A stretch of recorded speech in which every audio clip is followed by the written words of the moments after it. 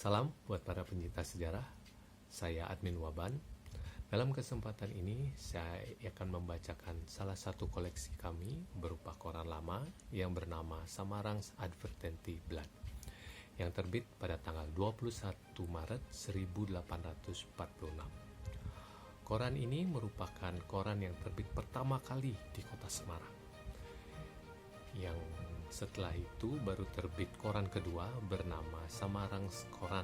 Yang keduanya diterbitkan oleh penerbit yang sama bernama Vima Olipan & Co. yang berdiri tahun 1845 di kota Semarang. Koran ini terbit dalam bahasa Belanda, di mana kami sudah menerjemahkannya ke dalam bahasa Indonesia. Pada masanya, koran ini terbit setiap hari Sabtu, dan untuk berlangganan koran ini biayanya adalah 50 gulden Cooper, yang pada masa itu sudah termasuk biaya ongkos kirim ke seluruh wilayah Jawa. Keren ya, pada waktu itu sudah ada free ongkir. Baik, saya akan mulai dari bagian sebelah kanan koran Samarang's Advertentie-Blad. Di sana dituliskan, penduduk Semarang dengan ini memberitahukan kepadanya tentang perdagangan dan pelayaran laut yang dengan keputusan pemerintah tanggal 26 Februari JL nomor 5G telah dilakukan pengaturan-pengaturan sebagai berikut untuk penyadapan air dari Tadah Sumur Bor untuk kepentingan kapal-kapal sebagai berikut. A. Bahwa semua permintaan untuk memperoleh air dari sumber ini untuk penggunaan kapal harus diserahkan kepada Syah Bandar yang di bawah pengawasan khusus Tadah tersebut ditempatkan. B. Bahwa untuk setiap lapisan sebanyak 560 kendi, baik itu kendi Belanda atau kendi asli, yang akan diambil dari tongkang tersebut untuk penggunaan kapal, Syah Bandar harus membayar 100 duiten untuk kepentingan negara. C.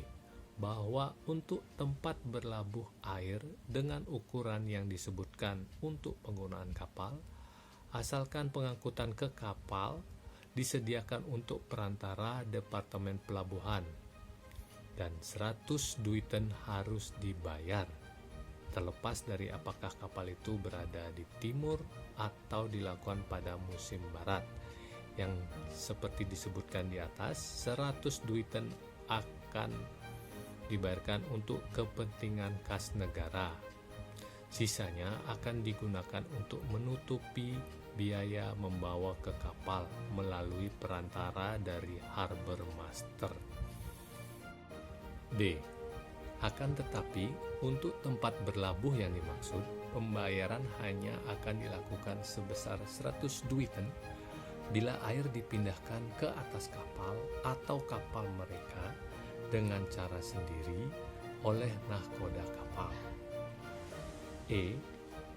Bahwa mengenai pemindahan air ke jalan tetap berlaku dengan tunduk kepada segala hal yang dimaksudkan untuk pemindahan barang dalam peraturan umum yang tertulis. F. Ini akan tetap berlaku penuh dan kebebasan kepada nahkoda kapal, baik melalui perantara Departemen Pelabuhan atau dengan sumber daya mereka sendiri untuk membuat dan mengangkut air sungai biasa.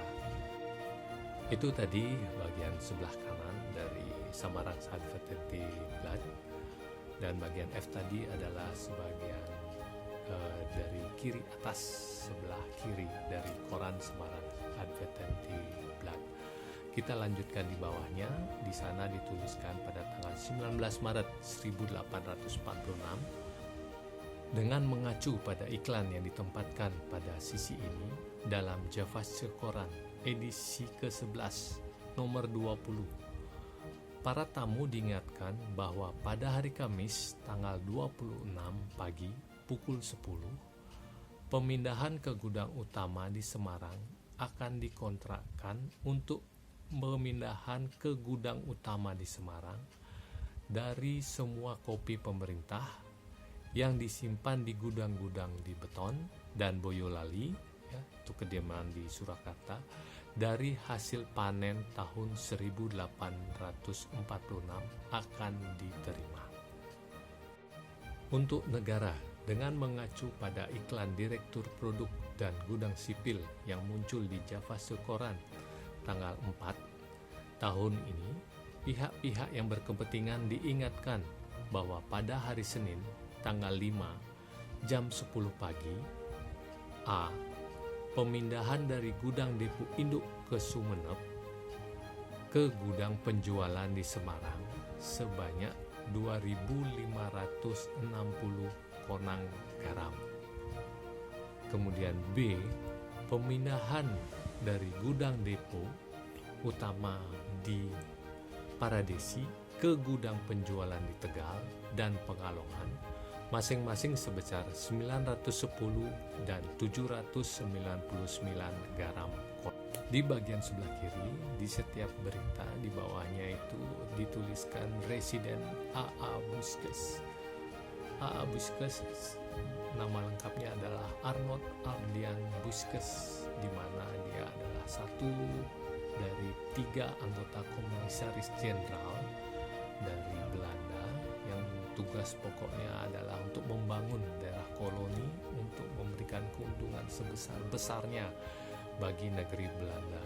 Mereka ditempatkan di sini di Nusantara menjalankan tugasnya mulai pada tanggal 27 April 1816.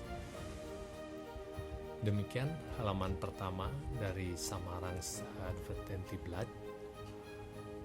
Untuk halaman kedua kita akan buat video kami selanjutnya.